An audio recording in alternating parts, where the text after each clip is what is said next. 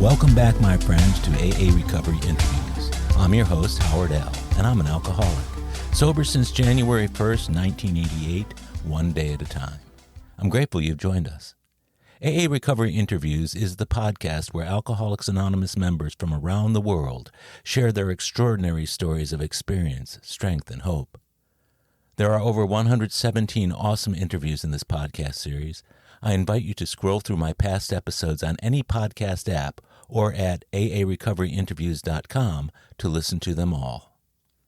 My guest on today's podcast is Jason S., a Cajun from South Louisiana whose miserable childhood was punctuated by drinking at age 8 and smoking crack by 14. His predilection for rageful and violent behavior was fueled by daily use of alcohol and drugs. His life spun rapidly out of control when he stole a car at gunpoint and led police on a high-speed chase through the streets of New Orleans. Jason was sent to prison, where he managed his fear and boredom by staying high every day. His one attempt at prison escape ended after an 8-hour pursuit by guards on horseback, who caught him in the undergrowth of a nearby forest. When he was released after 13 years behind bars, Jason went right back to his old life of drinking and using, during which time he had 2 abusive marriages that ended in divorce and 2 children in the balance. As his life spiraled downward, Jason somehow managed to keep a job where he happened to know a few men who had gotten sober. By the time he hit bottom in early 2021, Jason's meager knowledge of rehab was enough to inspire a drive to Houston, where he knew no one, and detoxed alone in a motel room for 7 days. Emerging shaky and broken, he was somehow able to get a bed in a state-sponsored men's rehab facility, and later, a sober living house. It was in those places that Jason found and embraced the program of Alcoholics Anonymous. After the sordid life he had led, Jason knew that the odds were stacked heavily against his ever staying sober. But so far, he has beaten those odds by establishing and maintaining a close connection to AA.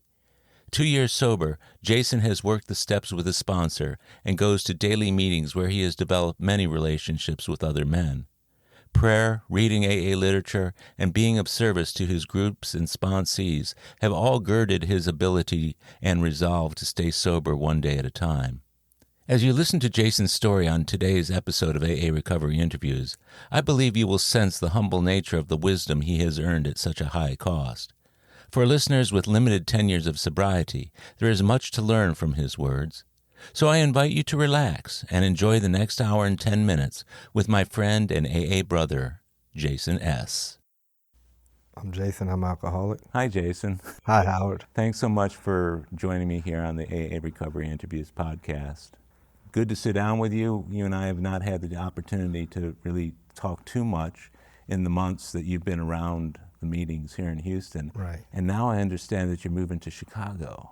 Yeah, in 13 days. So how long did you live in Houston? So I've been in Houston since March 29th, after being up all night the previous night, which was March 28th of 2021. I stayed up all night drinking and doing cocaine. I was laced with fentanyl, possibly close to overdose, I felt like.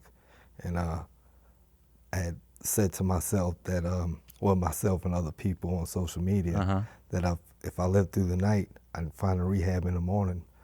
So March 29th, I got my car, I was in New Orleans, and I was living on a friend's couch. And I drove from New Orleans to Houston. And on the way, I started making calls to look for a rehab. And I didn't find one until a week later. I stayed in a hotel for a week, and then I went to a mental health unit for a week, and then I found a rehab in Houston, and that's how long I've been here. Did you know anybody in the recovery community? Did you have any ideas of where to go? I didn't know anybody. It was actually through the help of TikTok. People helped me find rehab and whatnot, because I was a TikTok social media influencer, and I used that social media following. They used to follow me as a drunk Cajun in the French quarters, and then they helped me get sober.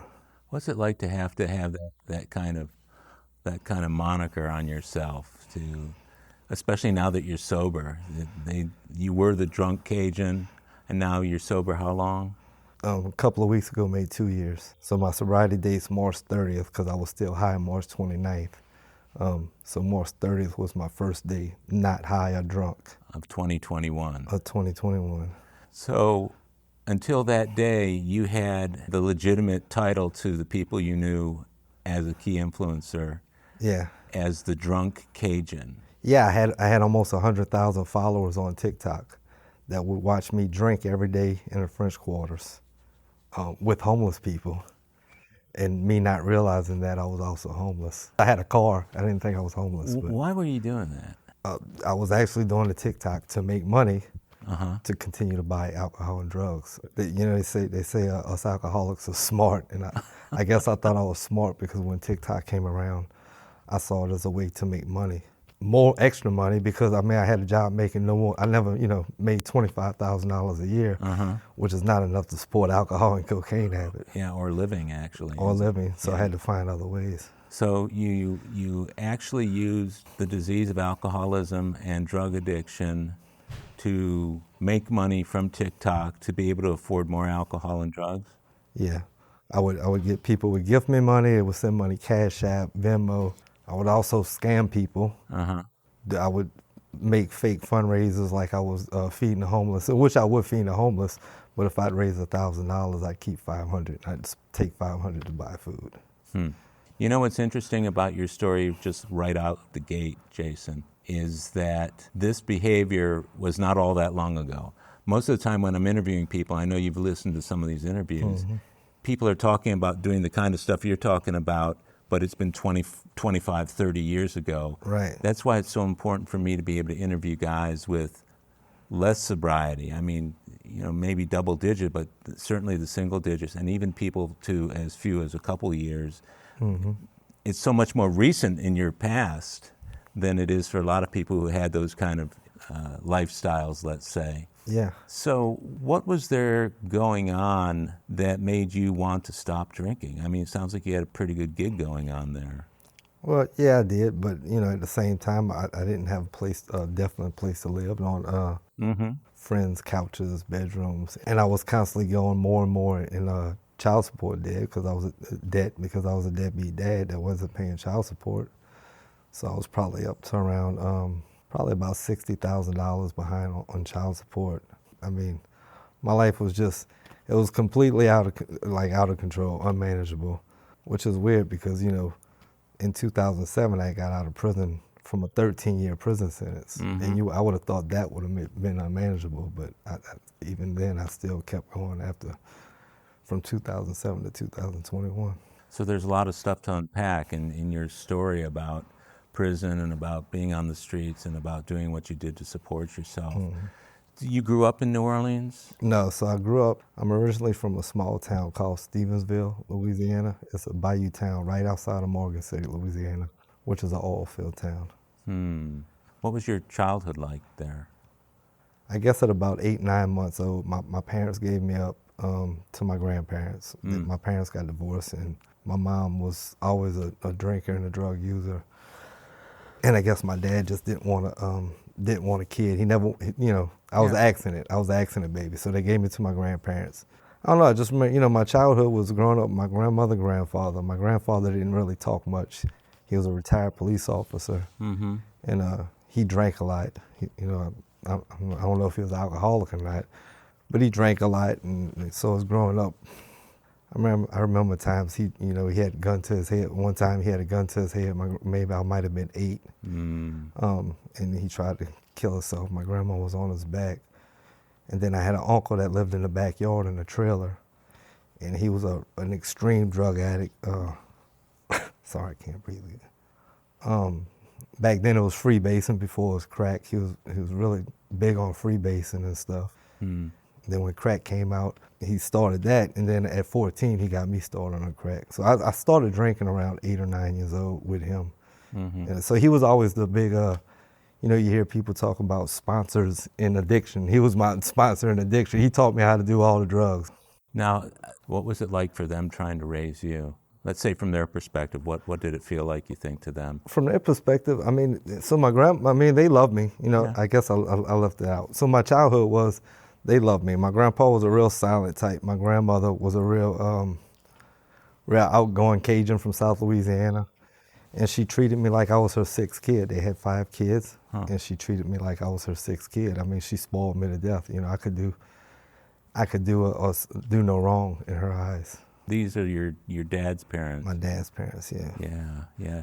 Did your dad ever come back into your life after that? So my dad, you know, real rarely. I didn't visit him much at all. He ended up, when I was young, moving to Texas, Dallas area, and I might visit him once a year. And my mom lived close, and I'd visit her once a month or whatever.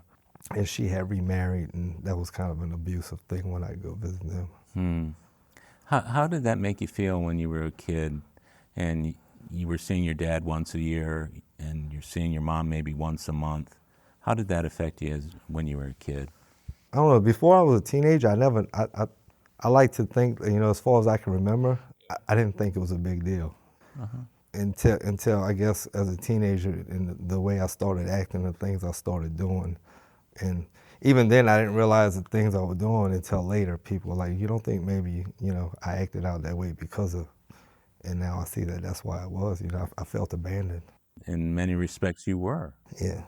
Whether it's to grandparents or even put into a foster home, that's still abandonment. And yeah, one of my parents was in foster homes, and she was a girl. And it was horrible, just absolutely. And you know what it does is it warps that generation. Then every generation after that has issues with it. So what did that do to your school and to your relationships? I guess so. School-wise, you know, like I said, I started drinking around 10, and first time I smoked crack was 14. Yeah. And I mean, it's not like, obviously I didn't just become an immediate crackhead. I was 14 with no paycheck. I mean, you can't become a crackhead with no paycheck. Yeah. But, you know, I'd go to school. I made average grades. I think ninth grade, I made straight A's in ninth grade, and then 10th grade I started making C's and D's. I never failed a grade, but I did drop out in the 12th grade just because I missed too many days. And as far as relationships, I'm not sure if you mean relationships or just with other people, and you know we can talk about relationships with women too. But did you run with a certain crowd, or what did your life look like? I kind of ran with all crowds. Yeah. I wasn't an athlete, but I hung out with jocks. I hung out with heads, which is headbangers. I just had friends of every genre, I guess. And I was kind of a class clown, like, I mean, you know me now, and I still like to make people laugh. Yeah, so. yeah. I was that way too when I was a kid, because it was only if I could get people to laugh at me, I knew that there was a certain amount of acceptance in with that laughter. So that was so it sounds to me like you were the same kind of guy. So you dropped out in 12th grade. What, you're 17, 18 years old at that point? Yeah, I was 17. 17 years old. What were your plans when you dropped out? I didn't have any plans, so I guess we can go back a little bit to.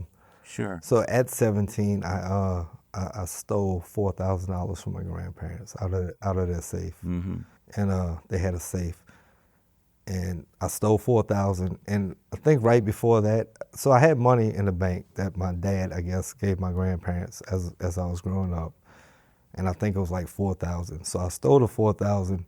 I kind of justified it because, okay, I'm still in the $4,000, but they gonna get it back because I have it in the bank. Yeah. And I stole that, and I smoked it in crack in 4 days.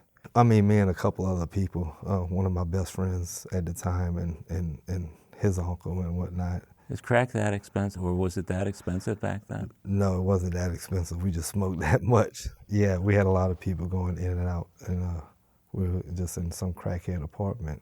So after 4 days, the money was gone, and I spent a couple more days on the streets before I went to a police station and turned myself in, because I figured surely they called the cops on me.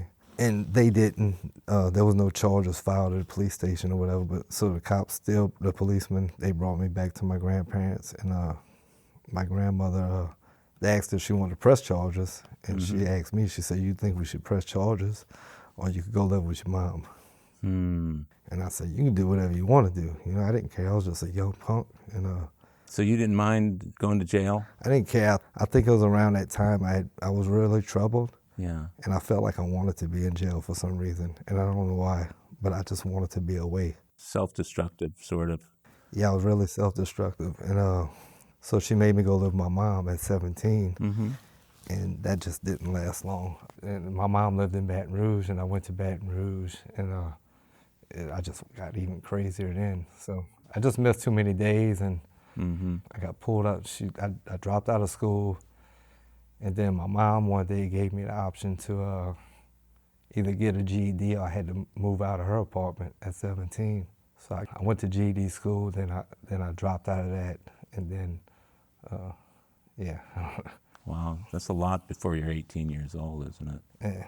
Now, was your mom, at the time that you were living with her, was she drinking heavily or drinking alcoholically? Well, her and my stepdad drank, and they smoked pot a lot. So Yeah. How did you fit into that whole picture in that household with a mother and a stepfather who were drinking and smoking dope? Did you feel like you fit in, or were you still feeling on the outside? no, I guess I still felt on the outside. I don't know. I mean, I did my thing, but I didn't do it with them. Right, I get it. And she was a parent. I mean, she wasn't gonna let me drink and stuff in her apartment. Mm-hmm. So you were smoking a lot of crack at the time. Yeah. Even then, I wasn't a crack addict. I don't believe I was. I wasn't a crack addict. I was a drug head, because if I didn't have crack, then I was just doing any other drug I could have, or a cocaine addict. Yeah, what would be considered a crackhead? I mean, is that somebody who gets stoned on crack every day? Well, I drank every day. You drank every day? I drank every day. Yeah. So I guess for me to be a crack addict, I would have had to do crack every day, or more than I did. Yeah. I mean, I would go on, day spurts or week spurts, but then I wouldn't smoke crack for 6 months. Yeah. But I never went that long without alcohol. So you were drinking, you were smoking crack, and then what were the circumstances that led up to you having to go to prison? It was back to the point to where my mom was kicking me out. She kicked you out? Well, Okay. she was on the verge of kicking me out. Mm-hmm. I had to find somewhere to go. And I think it was one Friday night, I was out drinking. That's when it was 40 ounces of Old English or something, just with some friends. And I came home late that night, and I stole her keys to her car, Mm-hmm. and I took off in it. And I was in Baton Rouge, and I kind of joyroad all night in Baton Rouge. Mm-hmm. And I didn't have a plan. I didn't know what I was doing. I just was drunk, and I took her car, and I ended up in New Orleans, and I ran out of gas. So when I went to looking through the car for any kind of money or anything I could find to sell, there was a gun in the glove box, which was my stepdad's gun, a .22 revolver. Mm-hmm. And I ended up going in a Dale Champs, which was a grocery store parking lot, and robbing somebody out of their car. So you took their car at gunpoint? Yeah, I robbed somebody at gunpoint out of their car, still drunk from the night before. And I was caught within 10 minutes. The police were chasing me on a 40-minute high-speed chase. Now, is this what you remember, or were you in a blackout and told that this is what you did? No, I remember it. You remember it? What were you thinking at the time that you were trying to outrun the police? What did you think was going to be the outcome of you trying to escape the police? I don't know, man. I can honestly say, that was so, now, I feel like now it was so long ago, I don't remember. I mean, obviously I thought I was going to get away, and I laugh about it, but also I was kind of hoping that, I'd pissed them off enough to when they did catch me, they just shoot me because I wanted to die. Oh. Suicide by cop. Yeah. Oh, that's tough. A tough way to feel. Yeah, I got arrested in Jefferson. It was right outside of New Orleans in Kenner, Louisiana, which is Jefferson Parish. Yeah. In charge with what's called armed robbery or first-degree robbery. Yeah, it's a felony, and it carries anywhere from a minimum of 5 years to 99 years. And I got sentenced after I ended up pleading guilty and took a 18-year sentence. And 18-year sentence fell under an old law called the Act 138, which it just means you do half of it in prison and half of it on good time parole supervision. Okay, so 9 years behind bars. Supposed to do 9 years, but the whole time I was in prison, I was high the whole time. And I got in so much trouble in there that I ended up doing 13 instead of 9 because I kept losing that good time. So my date just kept pushing back and back. You know, some of the people I've interviewed for the podcast, I know because you've listened, you may have heard their stories, but people like Tom D. and some others who've been to prison, people thinking that they could get sober in prison because they wouldn't be able to drink and they wouldn't be able to use drugs. But he set me straight on that virtually anything that you want, you can still get. Is that true? Yeah, I mean, I've got, like I said, I don't think in the 13 years I was in prison, I don't think I ever went more than 2 days without getting high. Huh. And I mean anything. I mean, you can get guards. You could pay guards, or people come visit and bring stuff in. If it's funny because if you do build up like a brotherhood with a lot of guys in prison. And I had some friends, but I guarantee I was voted least likely to succeed when released. Like everybody knew. Like I stayed high way more than anybody else in there, and them guys for sure thought I'd be right back. So when you were staying high, were you just isolating in your cell, or what were you out in the prison population? Yeah, I was out. I was never an isolator. My alcoholism, my drug addictions, whatever. I was never. I was always an outgoing person. So you were that same good time Charlie behind bars that you were in the bars. Yeah. That you were in before you got in trouble. Yeah. Wow. Now I could be real fun 1 minute and want to fight the next minute, but it's still gonna be out. It's not gonna be. And it's all gonna be as a result of drinking or getting high. Now, when you say getting high, I'm assuming drugs more often than alcohol, or well, in prison it was all drugs. All drugs. In prison, yeah. There's no. I mean, people make which Hooch. you heard of hooch, yeah. But that doesn't get made a whole lot in prison. It's way easier to get drugs. So, what is it like being in prison for 13 years? It depends on what year, I mean, it was always bad. Yeah. But it was. I adapted, but I lived in constant fear. And not fear that I showed, but constant fear. Of being hurt or killed? Yeah, hurt, killed, raped. I don't know. There was some bad times in there. And I don't really know how to explain it. I mean, they had times where I mean, I would fight, but they had times. I mean, it was just. I didn't constantly live in fear. I don't know how to explain it, but I lived in fear. Yeah. I asked that question because I don't really personally have any frame of reference there, but I've known enough people who have been to state prison to know that if your life is going to change, it's either going to change for the better or the worse. Yeah. My life changed for the worse for sure. So I mean, my whole time in prison, you got a couple of choices you can make when you go to prison. You could just be quiet and do your time, which is not what I did. And if I would have did that, I might have experienced a lot less trouble in there. Instead, I chose to get high. I chose to gamble. I chose to get involved in anything that I wasn't supposed to get involved in, whether it was a riot or whatever. You know what I mean? And because of that, that draws a lot more attention to yourself. So you were put away initially for 18 years. At 9 years, you were turned down for parole. It's not you don't go up for in front of a parole board. It's the 138, so it's a good time parole supervision. It's kind of like you're sentenced to 18 years, and for every day you're in there, you earn days off of your time, right? So what happens is when you get to 9 years, you've earned 9 years. And you don't go in front of a board, you just automatically get released. So to stay in 13 instead of 9, you were not piling up those additional days. Right, because anytime I would get what's called a write-up, a prison write-up for getting in trouble, they would take like 30 days or 90 days of good time. It sounds like kind of a hopeless situation. Yeah, for a guy that didn't know how to stay to himself, it was really getting it would just get more and more hopeless. Yeah. I mean, it had got so bad, I mean, in 1999, I tried to escape because I just felt like I was never going to get out. What did you do? What happened? So you go out in these some prisons, you go out in these fields, these big gardens, and you go in the woods and chop trees down, and then once you clear out a section of trees, you make gardens, and I just took off running one day. What happened? So when you take off running, they set up a perimeter whenever you're out there working.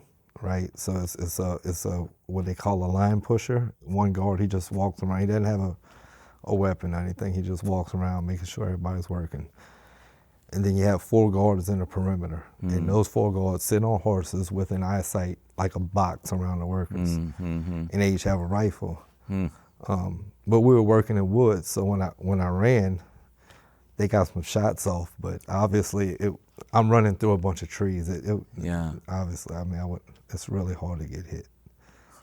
But it was a possibility. You were running, did you have any idea where you were running to? I was running, well, the prison was not far, just a couple of miles from a casino. Yeah. So my plan was to get to the casino and steal a car from the casino. But I never made it that far. How far did you get? I mean, I was in the woods for 8 hours, but I never got further than a mile. I had to hide. Yeah. Because what happens when you take off running, they'll holler, they'll shoot. Yeah. And then once you're out of eyesight, they get all the inmates together, bring them in, and then they set up search teams. So it gives you about 15, 20 minutes head start on them. But I mean, I was kind of just lost in the woods. They got out with dogs and stuff, and I could hear them out in the woods, and I could kind of see them, and I'd be hiding behind trees and hiding in the mud on the ground. And eventually, after 8 hours, they just got me. Just gave up? Well, I was on the ground kind of buried in leaves, and one of them actually stepped on me. Gee. So it's hard to imagine you and I sitting here right now where we're at, because you and I just came out of a really cool meeting, and I've heard you share in this meeting about your life. I saw you at the retreat, and know that you've had a really difficult time, but you've been sober now 2 years. yeah, And as I hear a story like yours, it puts so much more of a sharper edge on the difference between sobriety and life before sobriety. yeah, Some people make a gradual shift into sobriety. Others come from the edge. I mean, they're almost off the cliff when they decide to get sober. yeah, like me. Yeah. So you were hanging on to the edge of the cliff at that point, huh? Yeah, I mean, yeah, because like all the stuff I'm telling you about in prison, Yeah. I got out in 2007, right? And then from 2007 to 2021, I mean, I never picked up a pistol again and robbed somebody, but I drank the whole time, and I did cocaine mostly the whole time. Yeah. And my life really never changed. But, other than, I mean, I worked and stuff, but I wasn't a very good employee or anything. So you get out of prison after 13 years, and then you've got 14 years until you stop drinking. Mm-hmm. And during the 14 years, you're just drinking and getting high when you want. You're working to support yourself. Were you married at the time? Yeah, so I got married. I got married. When I got out of prison, I started getting, I got one woman pregnant right away, just a one-night stand. And then the next year I got married, and she got pregnant for my son. And then I was married twice, and I was a horrible husband. I was verbally abusive, sometimes physically abusive, and a horrible dad. Yeah.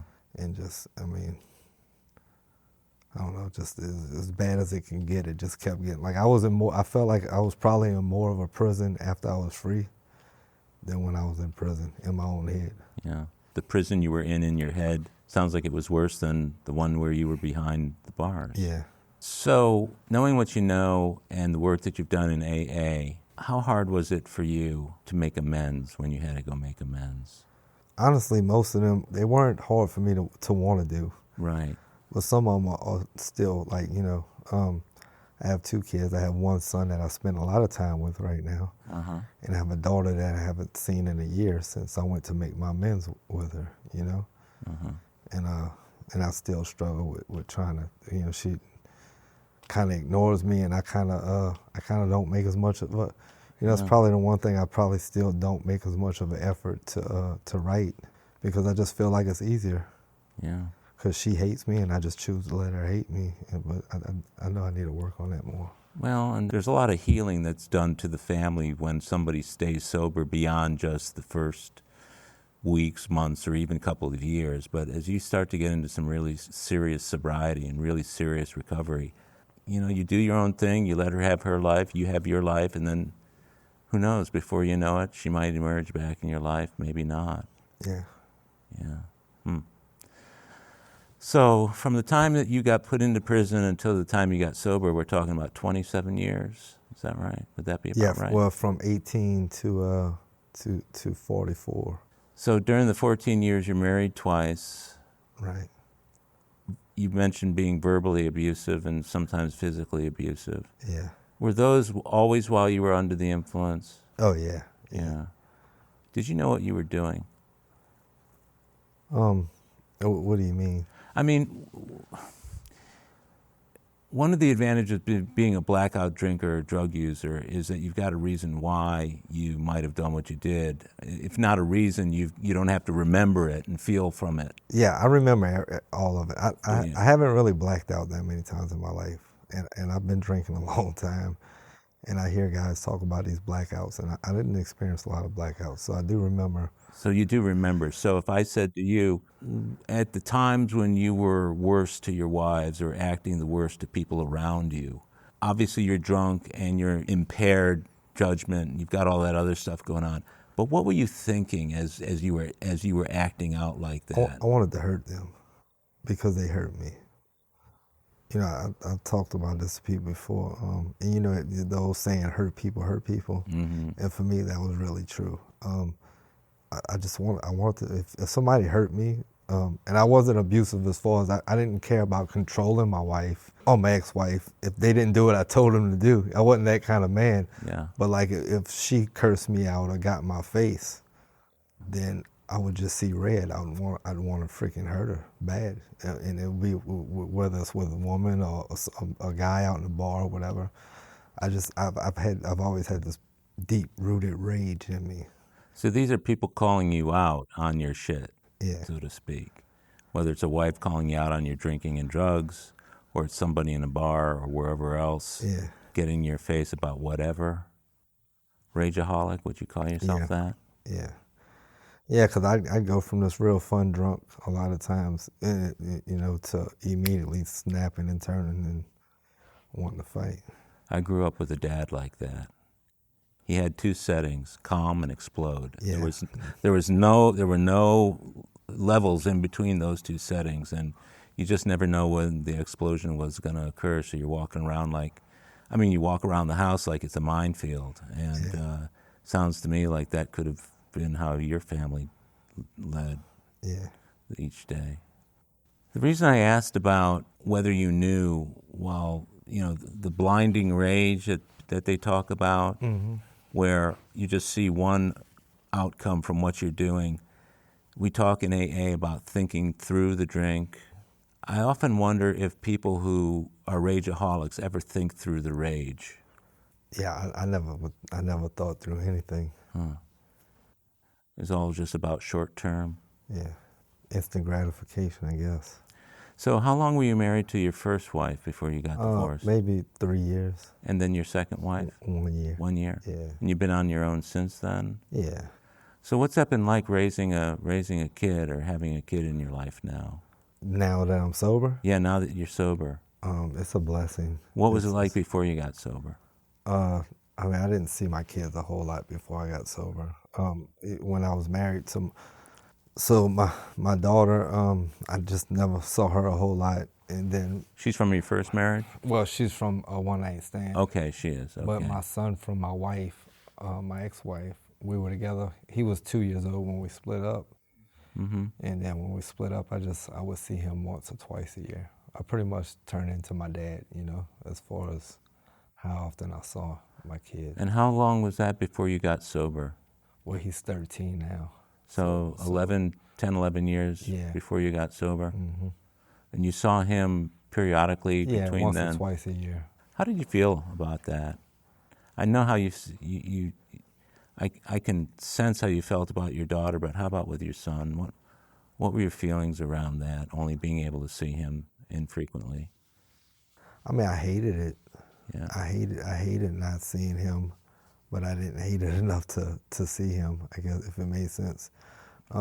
And the reason I didn't see him was because he was, I was in Louisiana, he was in Texas, they moved to Texas. Yeah. And any money I had went to drinking and drugs. So I wouldn't have I wouldn't even have gas money to travel to see him. And I knew that. Like I know, okay, if I drink this weekend, I'm not gonna be able to go see my son, but I'd still choose to drink. That sounds like a kind of a really tough way to live life. Yeah. Yeah. At what point did you start to acknowledge that you had a problem? I mean, I knew I had a problem since I was a teenager. I was more of a bragger of having a problem. I was proud of having a problem. Yeah. And I know it sounds funny and weird. And No, I get it. I get it. Yeah. But I knew I was alcoholic. I knew, and I knew I some kind of drug addict, and I didn't care. I didn't want to change. We'll be right back. My friends, if you've enjoyed my AA Recovery interview series and my Big Book podcast, check out Lost Stories of the Big Book, 30 original stories from the first and second editions of Alcoholics Anonymous, missing from the third and fourth editions. It's an engaging audiobook that I narrated to bring these stories to life for AA members who've never seen them. These timeless testimonials were originally cut to make room for newer stories in the third and fourth editions. But their vitally important messages of hope are as meaningful today as when they were first published. Many listeners will hear these stories for the first time. Lost Stories of the Big Book is available on Audible, Amazon, and iTunes. It's also available as a Kindle book and in paperback from Amazon if you'd like to read along with the audio. You're going to love it. And we're back. Did you ever, before you got sober in AA, did you seek out help, and what did that look like along the way? Never. Never? No. Wow. And what happened when people confronted you on it? Did people you cared about, or? Most people didn't confront me. They were just scared of me. I'd have family be like, "Hey, you can't come to our house for Christmas no more. Just you're not welcome at our house." But they wouldn't. I'd be like, "Why?" Well, you just kind of cause too much trouble when you come when you drink. And you sound like a real social outcast. Yeah. Were you? I was, like I said earlier, I was fun until I wasn't fun. I had two speeds, like you said earlier. I'd go from fun to really mean really fast. And then you pour alcohol and drugs on top of that feeling that's innate anyway. I mean, to me, alcohol only fuels the feelings that I already had. Yeah. And, and that's another thing. Times that I wasn't drunk or high, I didn't act like that. And you were able to keep a roof over your head during that time? And you were able to stay employed? Yeah, I was always able to get a job, maybe not keep a job. When I got out of prison in 2007, I got a job working for an air conditioning company for about 5 months. And then I got a job in a cabinet shop. And I actually had that job for 6 years. And I drank and got high the whole time. And luckily it was just me and the guy that owned the cabinet shop. Mm-hmm. And I would steal his lumber and sell it and steal stuff the whole time. And I don't know, he still kept me around. Actually, that was one of my amends I made. And what did that amend look like? so that amends, I went to him, and I'm sure he knew, but I still told him, I said, "Hey," I said, "I don't know if you know this, but while I was working for you, I stole a lot of lumber, and I stole a couple of tools." Mm-hmm. And I said, "I want to make it right. Mm-hmm. I'm not sure exactly how much money value it is, but we can figure it out, and I'll pay you." And he told me no. He said, "I don't want your money." He said, "I just want to see you be sober." So that was kind of cool, That was actually my first amend that I made on my list. So that kind of made me feel good about the rest of them. Like, well, that was a breeze. Did you get a sense of God's grace at that moment when he did that? Yeah, I did. It was a weight off because here I am sober for 3 months when I started making my amends. Mm-hmm. I'm not sure if I had a job yet or not, so it was a big relief. And I just I thought it was a God thing, and not to jump ahead, but I'll tell you what really made a God thing is my same boss. He was a Christian at the time. Mm-hmm. Just recently, he reached out to me, asking for help because he said he thinks he has a problem. So. Now that's where I felt the God thing. Yeah, that is a God thing. That's one of those moments of grace that we feel. They call them God-wincidences or coincidences. They're just the times at which for no other reason than God's presence do these things happen in our lives. So you're leading this life of drinking and drugging. You're able to stay employed, so you're not out living on the streets necessarily. What were the days and weeks leading up to your coming into the program like? Yeah, so I would say the last 2 or 3 months before I checked myself into a rehab, those were a lot of blackout days. I didn't go to work. I was missing work a lot in the last 3 months of active use. Mm-hmm. I was wrecking a lot. My car, I mean, it was banged up. And not other cars, but I was constantly running into bridge rails and like getting blowouts from hitting curves. Like every day I was drinking, I was taking Valium, and I was doing cocaine every day for 3 months straight. Well, I mean, which I've been doing that for years, but not 7 days a week. But I got to where the last 3 months I was doing that 7 days a week. And by this point, you're already in your middle 40s, or yeah, 44, yeah. 44 years old. Oftentimes we feel the difference age-wise. The way I was able to use at 18 wasn't the same way I was able to use at 28, and things changed with the drinking and the drug use. Was it that way for you to any extent, or did you get the same satisfaction from using that you had before? No, yeah, the recovery time would be longer, and then I would have to do more and more stuff to feel the effects. Did you have withdrawals from when you stopped? Yeah. So you had to keep drinking.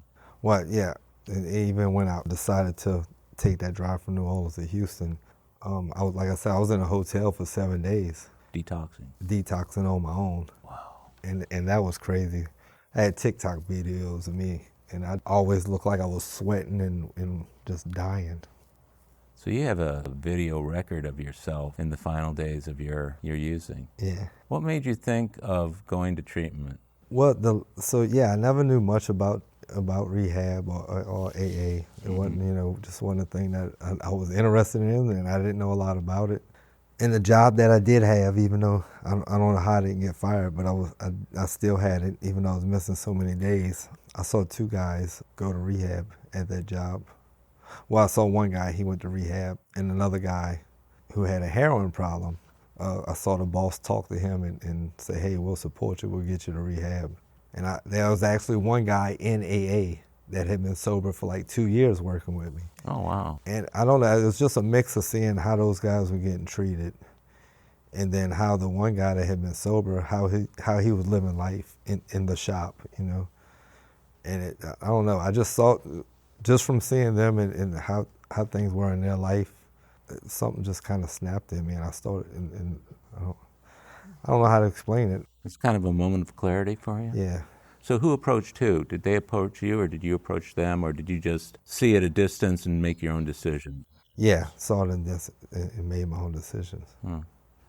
Because a lot of times what happens is before people decide to go into treatment or AA, they check it out with people around them, either friends or even sometimes total strangers. When they find out someone's been to treatment or to AA, they'll want to know about it before they actually do it. Yeah, I didn't ask them a whole lot of questions. Yeah. So you're detoxing while you're on your way back to Houston? No. I went to Houston from New Orleans, drove 5 hours. Right. And I was detoxing in a hotel. In Houston? In Houston. Well, actually Conroe, Houston area. Yeah, I get it. And the reason I came here was I just didn't think I could do it in New Orleans. And then my son lived here with his mom, so I wanted to be closer to him. Did they know you were going to be going into treatment? The morning that I started driving here, I told her that I was looking for a rehab. What was her response? I don't remember, honestly. Yeah. I mean, I'm sure she was happy, but... Yeah. So my ex-wife, my son's mom, was always willing to work with me. And she was like, hey, if I can do anything, just let me know.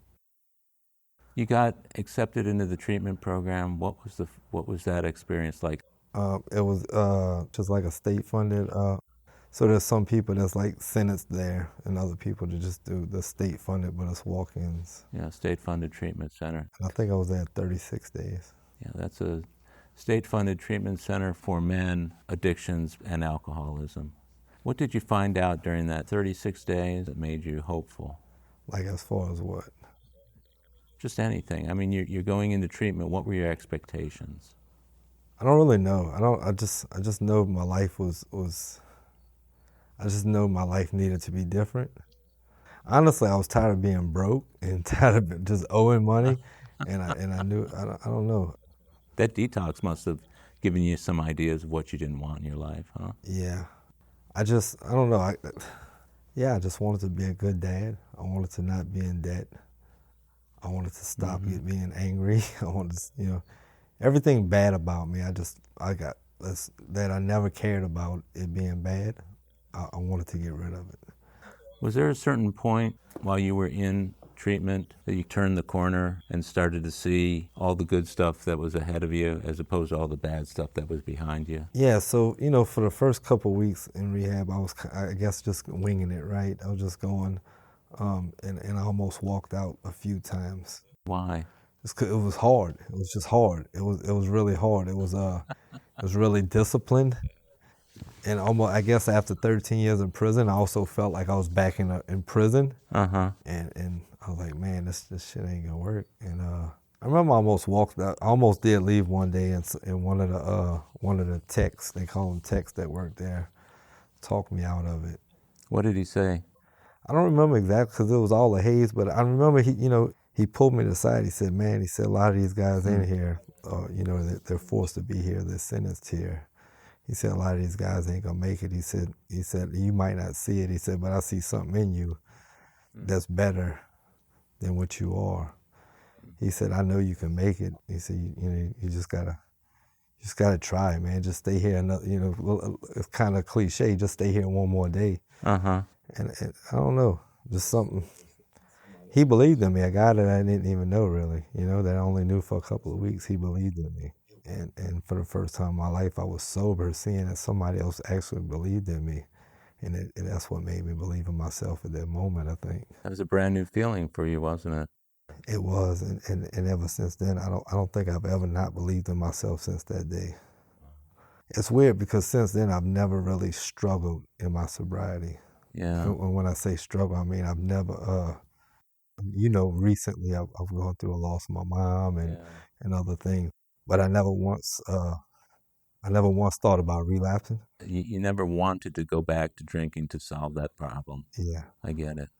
Yeah, to me, that's the real sign that you're getting the program, that you're getting sobriety, is when you're seeing some of these things in front of you, like a death of a parent or some other catastrophic thing. And instead of your first thought being, how can I anesthetize this, it's, I know there's got to be something else I can do. Yeah. Irrespective of what it is. But it sounds like his intervention in your life at that point was another one of those God moments for you, huh? Yeah. So you turned the corner with that, huh? Yeah. So what was the remainder of your time at that facility once you had that kind of turning point?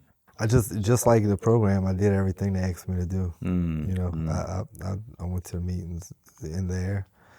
I paid attention. Any kind of written work they asked me to do, I did it. Every day they would we'd have to do a 30-minute meditation. And 30 minutes of meditation was raking leaves outside in the grass. And that was pretty cool too, because that's where I really learned. A lot of guys used to hate that. Like, man, there's no leaves out here. What are we raking? And guys couldn't even be quiet for 30 minutes, but I really learned how to be quiet in those 30 minutes. Wow. And that was pretty cool. Sounds like it was real therapeutic too. So when you got out of that facility, what was next? So I went to sober living. Sober living. Yeah, I found a sober living to go straight to from rehab. Kind of like a halfway house in the third ward. I stayed there for probably a year and a half. Yeah, I stayed in the house for a year, and then they had some apartments over the garage, like little studio apartments that they rent out, and I went into one of those apartments. And you were continuing to work while you were in that sober living arrangement? Yeah, well, I got a new job here in Houston. So you're in the sober living, you're working, you're sober, you're there for a year and a half. Were you going to AA meetings the whole time? Yeah, every day. What did you think about AA versus treatment, or not versus treatment, but I always have concerns about what the handoff is like between the halfway house and having to rely just on AA. What was that experience like for you? I don't know. I guess the rehab I was in kind of it was real similar to what AA is. I mean, it was a 12-step based rehab, so it wasn't a real big difference. I know the rehab facility you're talking about, and it's not the bells and whistles, fancy schmancy type rehab. Yeah, so the first day I walked there, I mean, it's state funded and it's a lot of inmates or ex-inmates. And the first day I got there, I mean, I drove myself there. Yeah. And I remember walking up and I looked at this place and it's a crap hole. It's like this old crackhead hotel that they turned into a rehab. And I mean, it's nasty. It's just run down, but it's crazy. It's what I needed though. So you were in there for a year and a half. I'm curious because you and I go to a couple of the same meetings or have, and I'm going to miss you when you're up in Chicago a lot. But what I wanted to ask you was, at what point did you start coming to some of the meetings that I've been seeing you at? Well, I think I actually, the Thursday men's meeting, I probably started coming, almost 2 years ago. So right after you got sober, you started coming to that. Well, right after I got out of rehab, but I was working and I couldn't get off, at noon a lot. But I think I went once or twice. In my first year sober, I went a couple of times. Yeah, that's cool. And then in my last year sober, I had a lot more, I guess because of my job description as I became, I'm a foreman. And I was able to get away for lunch a little bit more. Cool. So I've been able to go to more of those meetings. And then the Sunday night meeting that we went to together tonight, I just kind of found out about that one actually within the last 6 months. The cool thing about it is that you've added a lot to this meeting, and I've seen how quickly guys take to you and how quickly you've made a lot of friends in this room. And there are a lot of men sitting in this room tonight who take a look at a guy like you wondering how the heck did he do it? Some of these younger guys and guys with 30 to 60 days. So you got a sponsor when you first came into AA? Yeah, I got a sponsor. I think I got a sponsor the first week I started coming to AA. And then I fired him about 3 weeks after I got him. Why'd you do that? Because he never returned my calls. And I think I had told somebody, I was like, hey, I got a sponsor, and I called him like 5 times in the past 2 or 3 weeks, and he didn't call back. They're like, man, you need a new sponsor. So that's when I found my current sponsor. And how's that working out? Man, I love him to death, Cool. A lot of times whenever I have a guy ask me about sponsorship, or do I know someone else who can sponsor him, or will I sponsor him? The first question I ask is, have you had a sponsor? And a lot of times what'll happen is they'll say, yeah, I do, but so I said, well, what's wrong? What's wrong? And sometimes they'll say something like, well, he's too busy to get together with me, or when I call, he doesn't take my call, or if I text him, he doesn't text me back immediately. And I say, that's not a sponsorship problem, that's a scheduling problem. Yeah. That's about, and so what I suggest to men when that happens, this is just something you might want to say down the road to somebody who comes to you with the same thing, is that if everything else looks right in the sponsor-sponsee relationship, if you really feel like this guy can help you, and it's a matter of him being able to take your call, then arrange for the time that he's going to take your call. Or if it's about getting together, then you make sure you get the commitment, and you let him know how important his following that commitment is, and you'll follow your end and connect. Sometimes that's made relationships kind of patched the relationship with the original guy together. Sometimes it doesn't work that way, because some guys will just agree to sponsor anybody who comes along without the real intention, because 90% of the guys who you give the numbers to, they might call you once or twice, and a lot of them you don't ever hear from. You've probably experienced that. Yeah. Okay, so we were talking about the new sponsors that you got, and he's still your sponsor to this day. Yeah. What did you do first with him? Did you go back through the steps? Had you worked the steps in rehab or anything? No. How soon did he get you going with the steps? And right away. Yeah, I don't remember exactly. Man, the first 6 months was kind of a blur, but I think about 4 or 5 months I finished all the steps. Wow, that's great. That's moving through quickly.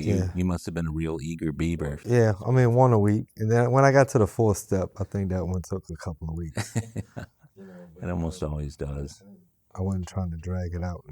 You've been in AA now for 2 years. Looking back over those 2 years, what were some of the high points and low points for you in AA itself? Um, High points, man. It's so many of them. You know, all the way up until now, where I'm facing a great opportunity with the company that I started working for right after I got sober, to go to relocate to Chicago and just advance Mm. in the company. It's just, you know, Congratulations on that, by the way. yeah, thanks. And but I mean, I've seen a lot of people you know, throughout sobriety, you know, say, hey, don't worry about money or whatever, and whatnot. But like, man, the job, the money, you know, the freedom that this job has gave me Mm-hmm. to be able to do stuff with my son, Mm-hmm. that I do and stuff. I mean, that's another high point. I mean, You've got that relationship back. yeah. I mean, we've done so much. You know, I went for Thanksgiving. I went on a 10-day road trip to the Grand Canyon with him, and that was awesome. But I mean, just there's so many high points in the Yeah. program. Not even just everything, man. You know, the meeting tonight. You know, the guy was the lead was talking about being a dad, or talking about what the program has taught him. But I mean, my high point has been every day in this program. You guys have been my brothers and my fathers. Yeah. Yeah. I didn't because you know, and you know, they say that we're kind of still however many years we drank, we're adolescents. Uh-huh. Well, I mean, you take the drinking, the drugging, and the prison time because that stunts your mental growth too. At 44 years old, man, I was a kid that didn't know how to do anything. Yeah. You know, I didn't even know how to balance a checkbook still. Mm-hmm. And but you guys, I mean, you guys teach me how to do everything, man. You guys have taught me how to be a dad. Y'all taught me how to be a friend. You taught me how to speak to people, how to communicate. And as far as the low points, you know, bad moments, but not bad days, I guess. And usually when I ask that question about obstacles or difficulties on the journey itself that really tested or strained your resolve to stay sober and stay active in AA, did you ever have a time at which you thought maybe this is too much or not enough or? I had twice. I guess you could say two low moments, and one of them, you know, I hate to say it, it wasn't losing my mom. That wasn't something that was gonna break me and make me relapse or anything. But you know, I had a low moment right around my 1 year mark Uh-huh. for no reason, and it was crazy. There wasn't really nothing going on other than I had just got my 1 year chip like 2 weeks after I got my 1 year chip, and I just hit this moment where I thought, it's hard to explain. I don't know what triggered that, but I can remember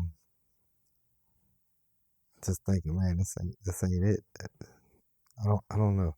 Yeah, I know exactly what you're talking about because there have been times during my sobriety, and I think early on especially, because I didn't really come, I didn't have my moment of clarity and my turning point until I was sober almost a year.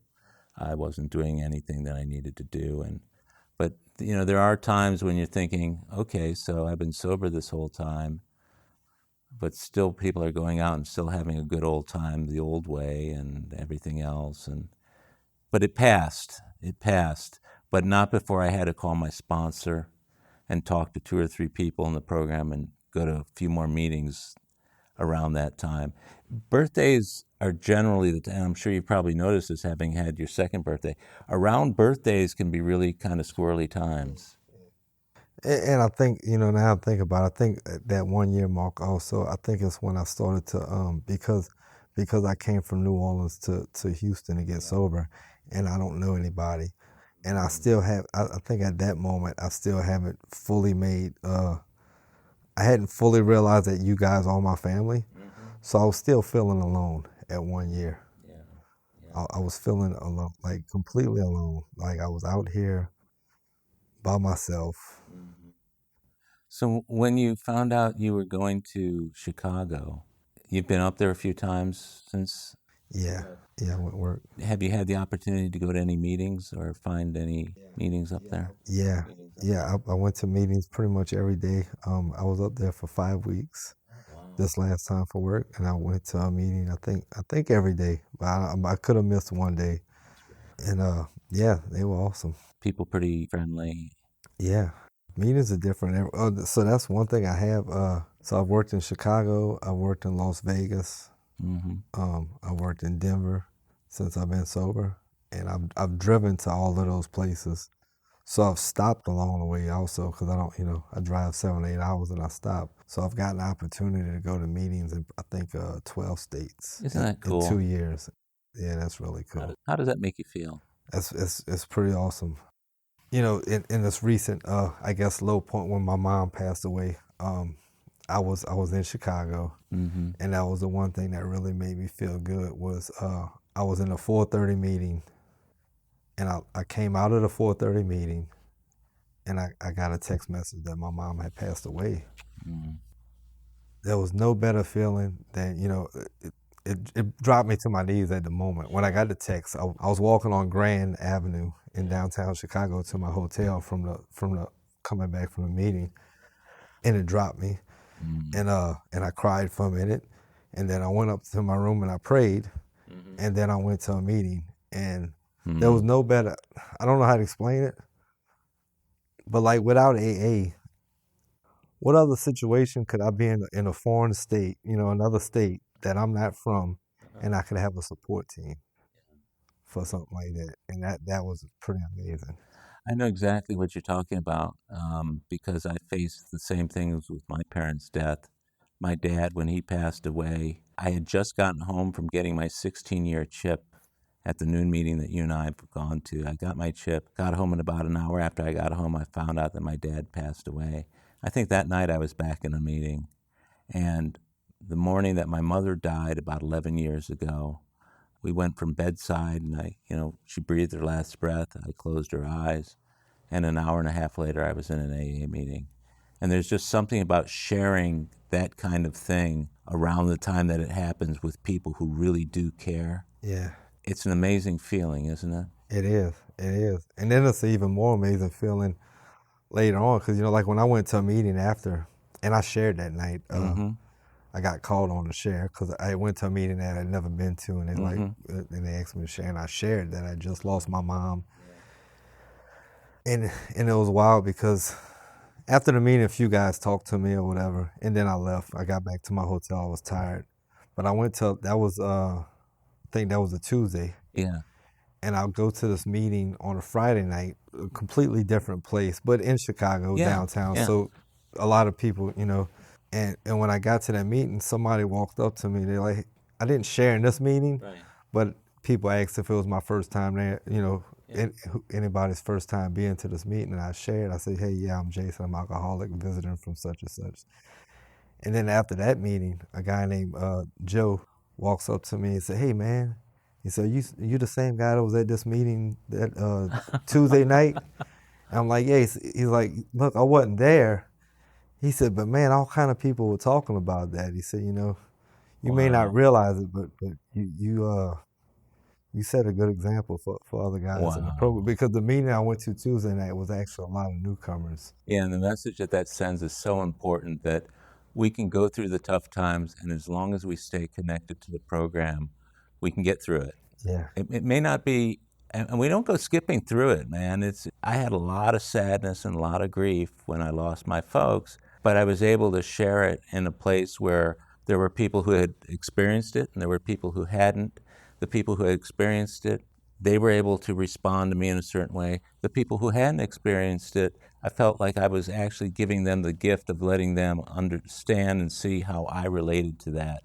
Right. So that when they have to go through that, they'll know that they can get through it. So it sounds like the same thing for you. Yeah. Wow. And, I'm still going through it. I mean, this morning, I went to a meeting this morning at 7 o'clock.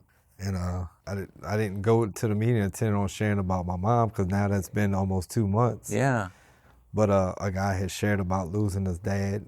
But before he lost his dad, he got to be around his dad. And, I shared this one. So I didn't say this earlier, but before my mom passed, I hadn't talked to her since I was 6 months sober. And the last time I spoke to her, I told her I never wanted to talk to her again. And I still deal with that, and I shared about that in the meeting today. You didn't go out and drink over it, though. No, I didn't. Yeah. It was actually at 6 months sober. I was at my ex-wife's, my son's mom's, and she called my ex-wife while I was there to pick up my son, and she was telling my ex-wife, he's a piece of crap. He ain't never gonna change. I don't care if he's been sober 6 months. And they were on speakerphone, and the old me wanted to just curse out. Sure. But then, even though at 6 months y'all told me not to do that, but I said, hey, listen, I'm right here, and I could hear what you're saying. She didn't know I was there. I said, I hear what you're saying. I said, I don't want to talk to you again. I wish I could change that. Well, you can pay it forward, which is the great thing about the program, because, we pray for the courage to change the things we can. And sometimes that courage comes in the gifts that we give others, Just being able to share that. Can you imagine how liberating that is for people who are walking around with that bottled up inside, to hear a guy open up about it and be emotional about it and know that he never will be able to say to her what he didn't say while she was still here, but he's doing the things now that are of service and that are helping to complete his life in other ways. And he'll never make up for this, but in the bigger scheme of things, you can give back a whole lot that would honor somebody's memory, maybe imagining what it would have been like if you sat down with her at 5 years, or however many that you needed to be able to make whatever amends. Yeah. And amends can be made in lots of ways. I'm sure your sponsors told you that. Yeah. So you got yourself a sponsor up there, or are you going to continue to talk to Matt? So no, I don't have a sponsor up there yet. Yeah. Matt's still my sponsor for now, but I will get me a sponsor up there. Yeah. Matter of fact, the guy I talked about a minute ago, the guy said Joe. Yeah. He's got 17 years up there, and I really like him, so I'm probably gonna ask him. Good. And see what he says. Yeah, that's a good thing to do. My original sponsor has still been my sponsor all these years later, and what I think we've learned from COVID and everything else is that we still can have pretty close relationships to people, even though we might not be able to see them in person. But Mike's job has allowed him to come down to Houston somewhat frequently. I'm talking about once every 2 or 3 months. Right. So we get together for dinner or breakfast or lunch or something like that. We catch up and we talk during the week.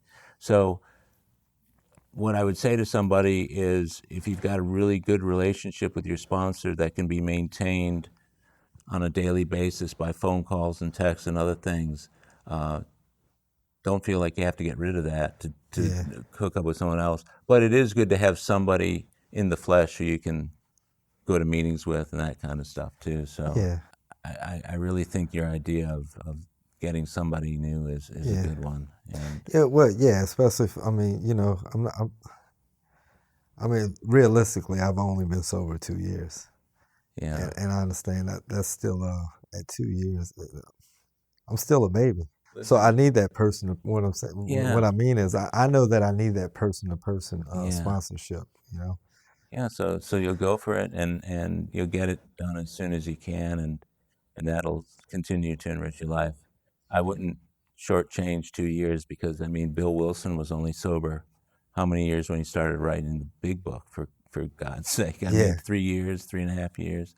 So at 2 years, you've got wisdom of being sober for 2 years, and that's 1 year, 11 months, and 29 days longer than the guy who's been sober just a couple of days. Yeah. And you can give a lot back. I see you doing it, though. You sponsoring some guys yourself right now? Not right now. I've had I think I've had in 2 years, I've had about 15 sponsees. Yeah. And not one of them has stuck around for longer than the first step with me. Okay. And actually today, it's funny you say that, because I told my story in Chicago. Yeah. Right before, when I was working there, the last day I was there, I told my story at a meeting there. And I had a guy that was a guy that was at that meeting, found me on Facebook, Yeah. and then asked for my phone number and called me today and asked me to be a sponsor when I move in 2 weeks to Chicago. Cool. And he has about 40-something days. That's great. And the great thing about it is that the gift that you got out of 15 guys that you ended up not sponsoring beyond whatever point, the great gift is that, guess what? Yeah, I'm still sober. Yeah, that's it. And I'm glad you're sober, and I honor your sobriety. And you and I don't know each other all that well, but I feel like just being able to share with you tonight makes me respect and, like I say, honor your commitment to stay sober. My hope is that when you come down to Houston, you'll check in with us at these meetings, and that you'll stay in touch, because there are a lot of guys down here.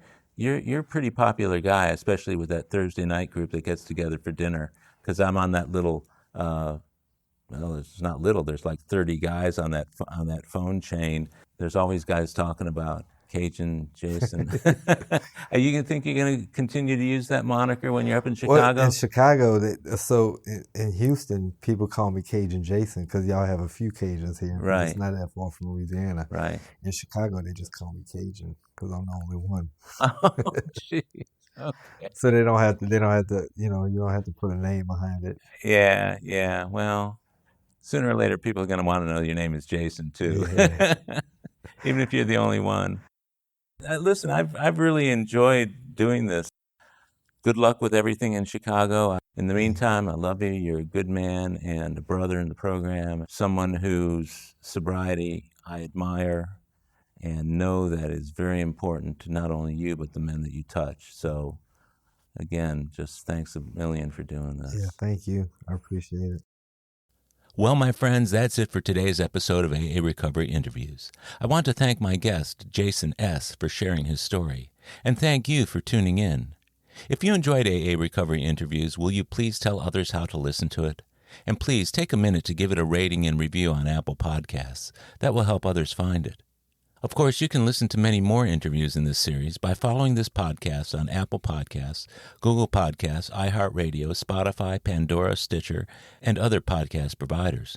Or tell Siri, Google Assistant, or Alexa, play AA Recovery Interviews podcast. Or visit our website, aarecoveryinterviews.com, to hear every show, share your comments, and also contact us.